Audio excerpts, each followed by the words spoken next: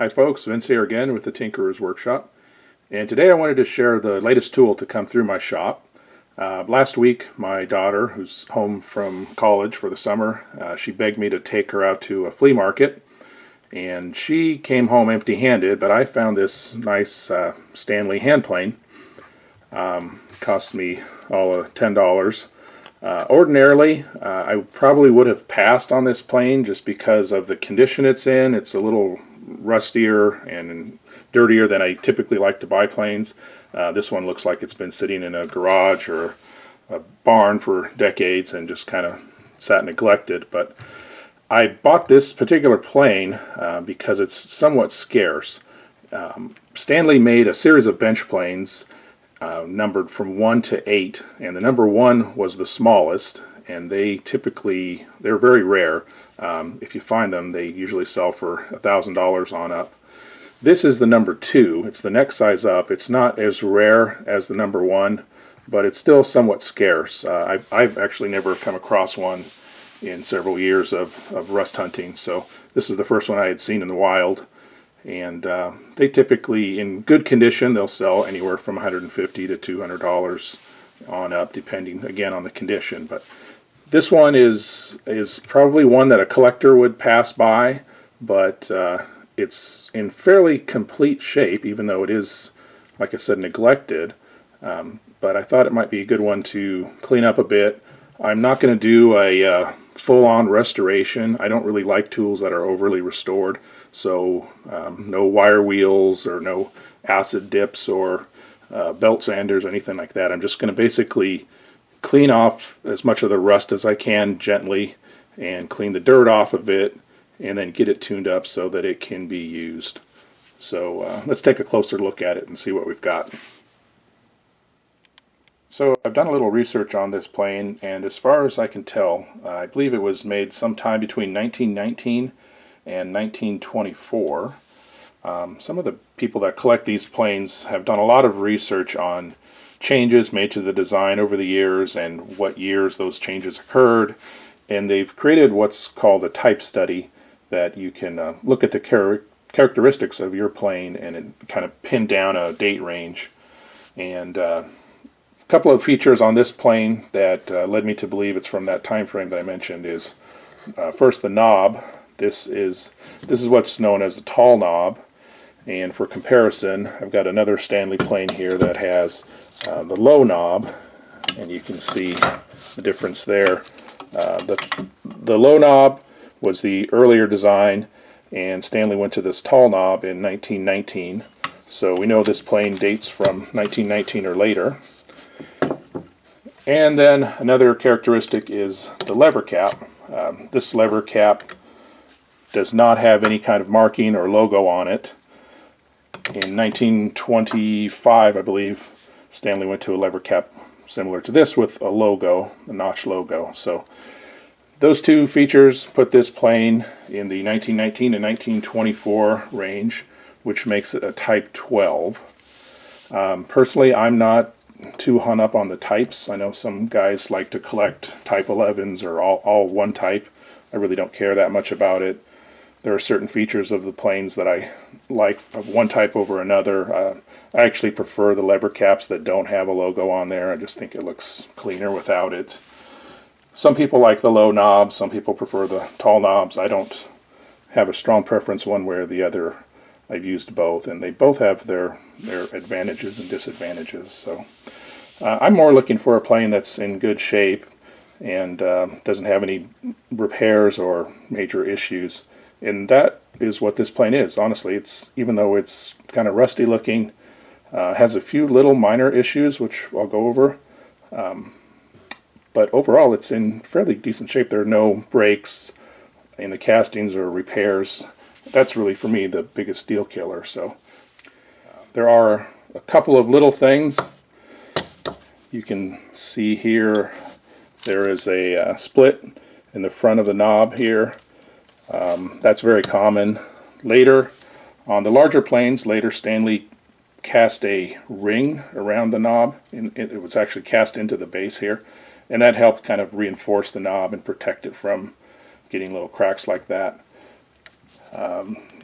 There's a small chip out of the tip of the tote. Again, that's fairly common. It's not, this one's not huge, so collector wouldn't like that, but as a user, it doesn't really affect the use at all. There's also a tiny chip here in the back of the mouth of the plane. That's maybe a little bit bigger deal. Again, I don't think that'll affect the use of the plane, but the collector definitely wouldn't really like that. And then, I guess the biggest thing from the using standpoint is this plane is missing the blade or the cutter.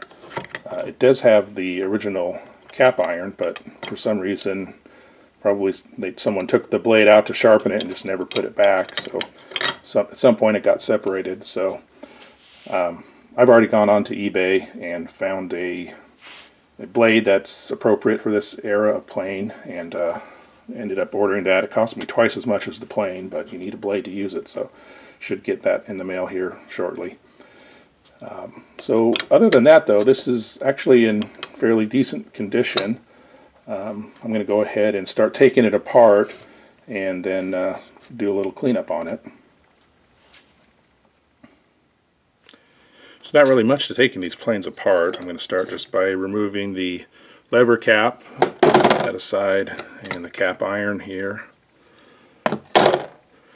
The knob is held on with a threaded rod and a brass nut.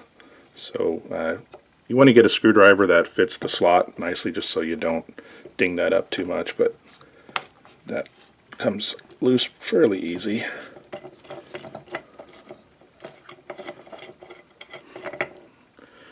Take those and set them aside. I'm sure that these screws are probably seized in there. They look pretty rusty. This is the screw for the lever cap, and then the frog attaching screws are also probably seized in there pretty well. So I'm going to spray these with a little bit of penetrating lubricant. I like to use this PB Blaster, so I'm going to spray those. And I'll let that sit 20 or 30 minutes and then come back and see if I can't get those loose. Alright, we gave this a little time for that penetrating lubricant to do its magic. That comes out real easy. Nice. Put that aside. These frog screws are often really tight, so got to be careful not to break those off or strip them out. I think they're a special thread that Stanley used, so it's kind of hard to find replacements. Oh man, there we go.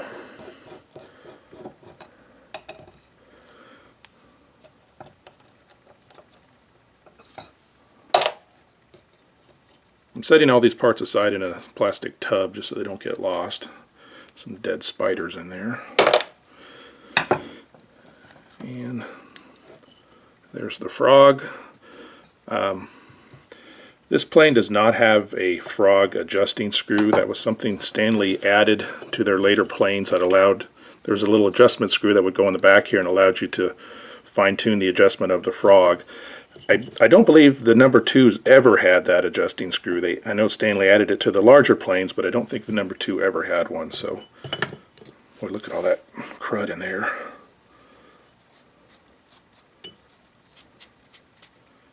Mostly dirt, though.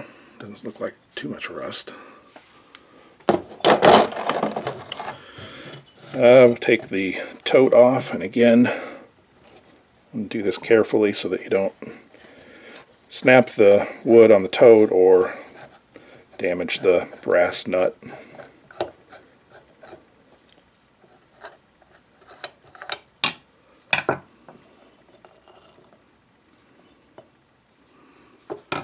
It's actually in pretty good shape too.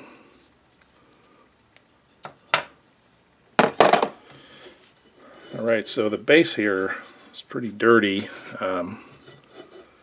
Looks like some of the Japanning is flaking off there. Yep, that's probably not going to be able to be saved, but I'm going to clean this up. If this were just a common number 4 or 5, I might clean that off and re-Japan it, but because this is a somewhat somewhat scarce plane. I think I'll probably just clean it and leave it as best I can, clean it up and just leave it as is, because I don't know. I know some guys think it's your plane, do whatever you want with it, and you can't argue with that. But if it has a collector value, you don't want to ruin that by destroying the originality of the plane. So I'm going to just clean this up in some warm, soapy water, most likely. This is just some Dawn dish soap mixed in with some warm water, and use a toothbrush. My dentist gives me one every time I go in for a checkup. So just kind of get that in there and scrub off the dirt.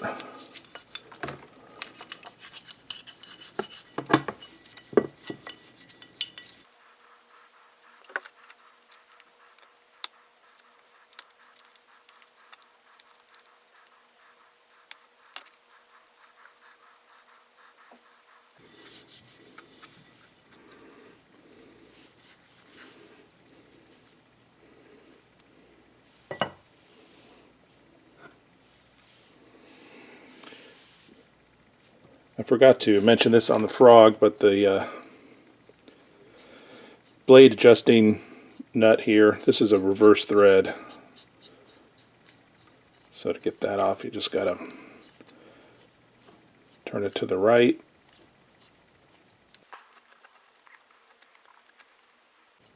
That comes off. That's brass, so I'm going to set that aside and just clean up the Frog.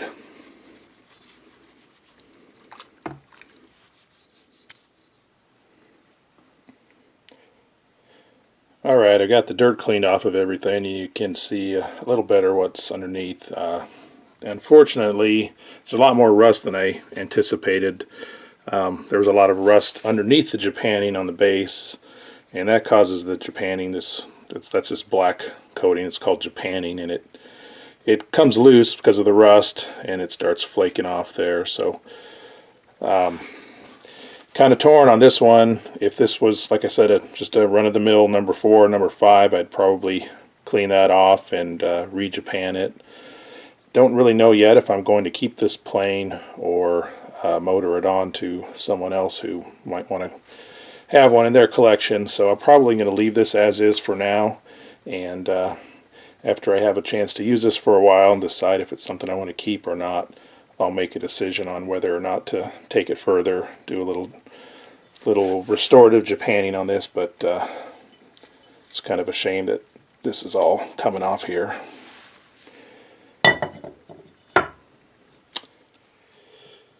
One of the things I forgot to mention when I had this plane all together, this one has the obligatory paint splatters on it. I don't know why, but it seems like 9 out of 10 of these old planes that I come across have paint splatters on them. So people must have just had them out when they were painting, or just left them somewhere where paint got spilled all over them. But I see that all the time. So that should clean off pretty easily. Next step is going to be trying to remove some of this surface rust. And I've done that in different ways, using evaporust or electrolysis. Sometimes I'll just use a 3M wheel or Scotch-Brite pads. I'm going to try something a little less aggressive on this one and see how that works, and then kind of go from there. So I've sprayed down the side of this plane with some lubricant, some WD-40, and let it soak in a little bit to help soften up the rust a little bit. And I'm just going to use a single-edged razor blade to gently scrape some of this rust off.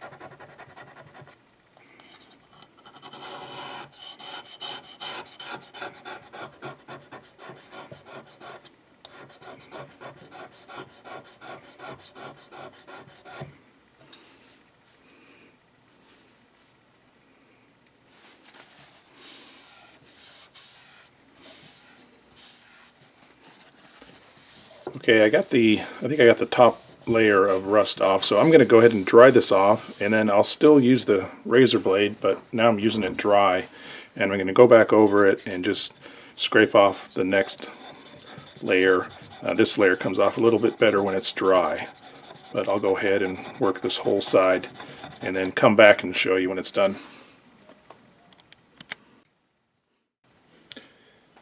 Alright, I've spent about 5 minutes scraping this side, and I don't know if you can see the difference, but it looks fairly smooth. It feels smooth compared to the bottom here where I haven't started working on this. This is still rough. I don't know, my goal here is to not get it down to bright shiny metal, but just get it to where it's a smooth working surface but still has the patina of an old tool. I know some guys like them nice and shiny, and I've done that too with some other tools, but like I said, this one I'll probably try to do as little cleaning on it as I can just to get it back into using condition, and then let the next guy decide how much he wants to clean it up. So I'm going to go ahead and work on the sole and the other side, and I'll probably try to scrape a little bit of the rust off of these machined surfaces here for the frog as well. And then I'll do the same thing with the frog, and probably also need to clean up this lever cap and cap iron as well.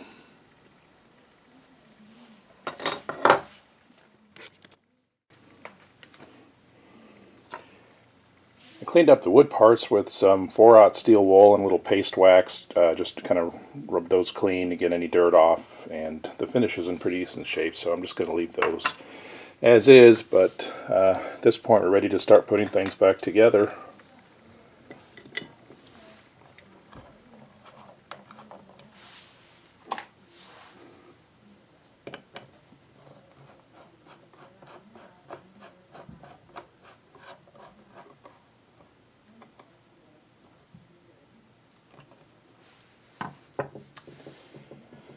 I cleaned off the mating surface of the frog and the body of the plane, so I'm going to just put a little oil on there just to kind of protect it from further rust and to help it so that these parts can slide a little better when you're adjusting the frog.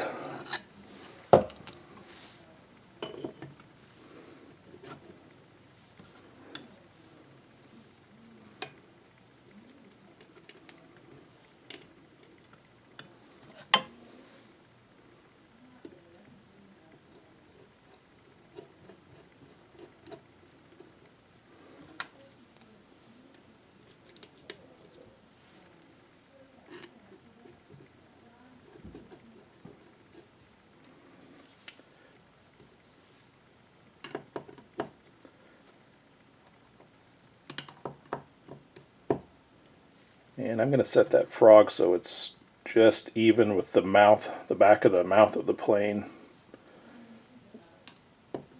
And then later, when I get it set up, I'll adjust it. If I want to tighten that throat up anymore, I'll adjust it. But that's a good place to start for now.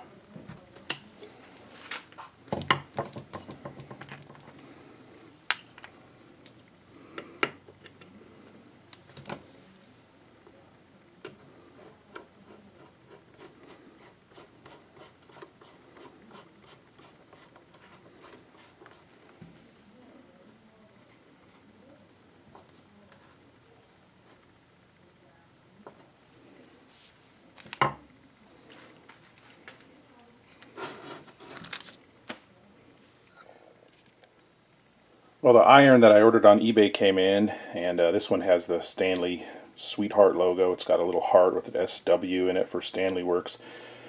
And this iron, this logo is period correct for this vintage of plane, so I was looking for one that would be a good match. So I got that, polished the back a bit, and ground a new edge and honed it. So let's get it put in the plane and see how it works.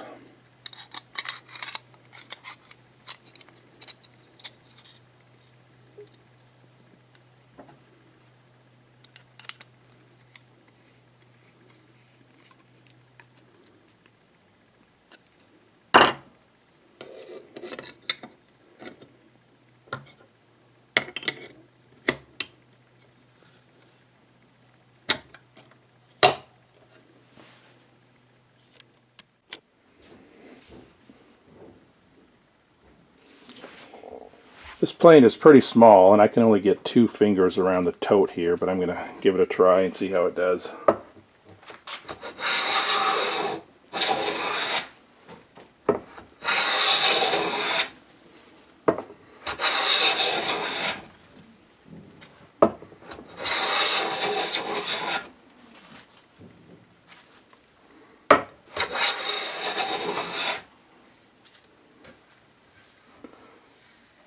It's leaving a pretty nice finish. To be honest, I'm not sure what I would use this number 2 for that I can't do with a number 3 smoothing plane, but it's a nice little plane to have, so I'm thinking I'm going to hang on to it and play around with it a little bit. So there you go. That's the Stanley number 2 smoothing plane. Thanks for watching.